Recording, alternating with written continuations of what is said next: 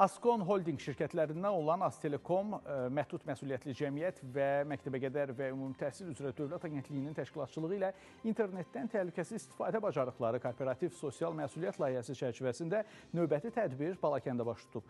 Rayonun Qazma kəndi 1 nömrəli tam orta məktəbində keçirilən təlimdə Aztelekomun mütəxəssisləri iştirakçılara fərdi şəkildə məlumatlar veriblər. Onlar rəqəmsal təhlükəsizlik, sosial şəbəkələrdə davranış qaydaları, onlayn risklərdən qorunma üsulları və məsuliyyətli internet istifadəsi mövzularında məlumat verilib.